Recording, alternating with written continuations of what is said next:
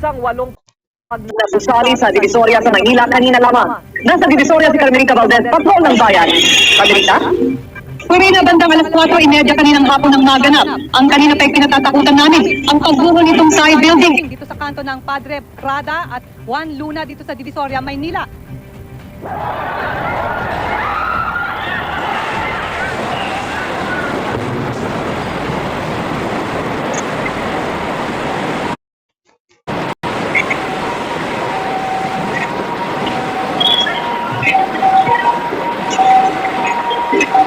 Alimoy 911 sa New York ang nangyari nang bumagsak ang gusali. Inabot pa ang Dapat na building dito. Takbuhan na naman mga mamahayag dahil nagkailangan tayo sa pagbuho.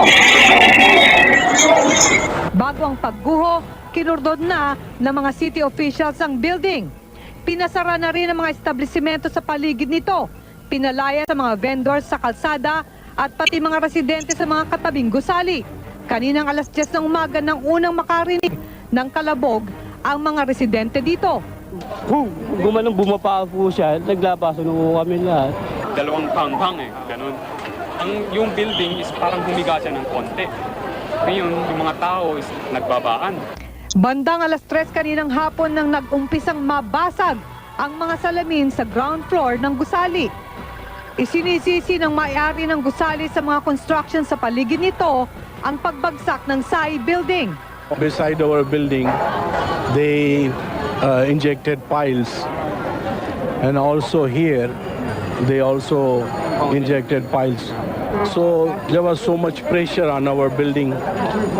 We really don't know really what happened to the foundation, except that we know that the building has been around for 5 years and nothing happened, and things started to happen only when there was construction across the street.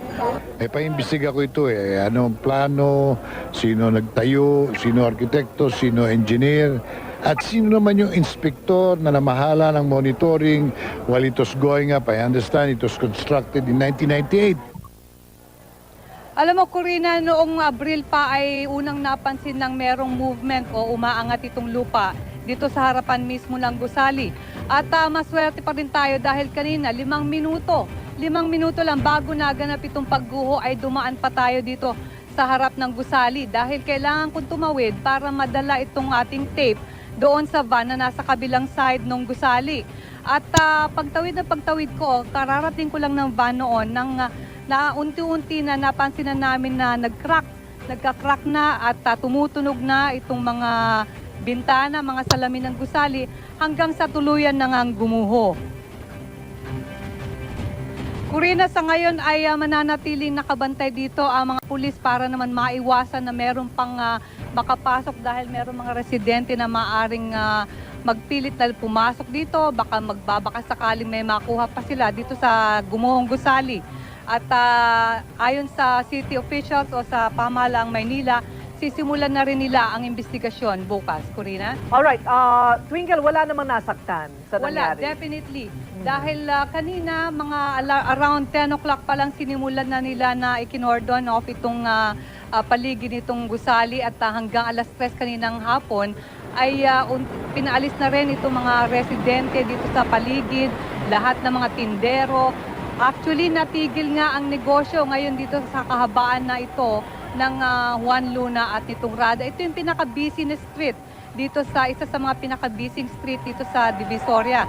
Marami mga tindahan dito sa babaan nito at marami rin mga sidewalk vendors na nasa kalsada na. Corina. So, bale, bagong building pa lamang ito, Twinkle, dahil 5 taon pa lamang daw noong ito ay itinayo. Yes, Corina. Nagtataka nga ang mga residente dito at saka itong building officials kung bakit magkakaroon ng ganitong pagguho. Samantalang 5 years old, 5 taon pa lang itong gusali. Masasabi nating bagong-bago pa. So ang tinitignan dito kanina, may mga kausap tayong mga civil engineers, ilang civil engineers ang ating kausap at sinasabi nilang posibleng mahina itong foundation, itong gusaling ito. Parang depektibo na yung pagkakakonstruct pa lamang. Okay. Si Carmelita Valdez, maraming salamat mula sa Maynila. Paano nga ba gumuho ang naturang gusali sa Divisoria? Alamin natin mula kay George Carino, Patrol ng Bayan, na nakatutok pa rin sa Divisoria, George. Corina, maraming hinala kung ano ang dahilan ng pagtagilid ng gusali dito sa Waluna Street, Divisoria, Maynila. Pero pansamantala, pinag-aaralan ng mga otoridad ang lahat ng posibleng teorya. 1998 nang naitayo ang building na ito. Sariwa pa kung ikukumpara sa mga antigong gusali dito sa Maynila.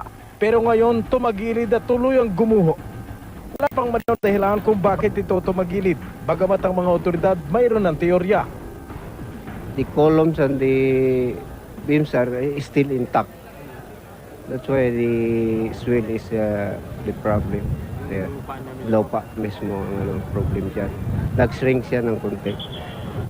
Pero iba ang opinyon ng mga taong dating nanirahan sa lupang pinagtayuan ng gusali. Yung mga nangyayaring yan, karma lang yan sa nakabili. Binenta nga niya ang may-ari at kami in-eject dyan. Dinimanda kami ng ejectment. Tapos umabot kami sa korte hanggang sa matalo kami dahil marami silang pere. Ayon sa mga safety officials, sa pagbagsak ng gusali, di malayong damay na rin ang integridad ng mga kalapit na istruktura. Ano natin i-extend ang damage? Papacheck natin structural dito. Pinaghahandaan ngayon ng pamahalaan lungsod ng Maynila ang demolusyon sa guho ng SAI building para maibalik sa normal ang traffic at negosyo. Bukod dito, kasabay ng investigasyon ay i-inspeksyonin na rin ang mga kalapit na istruktura upang malaman ang lawak ng pinsalang idinulot nito. Corina. Maraming salamat si George Carino, nag-uulat ng live mula sa Divisoria, Maynila.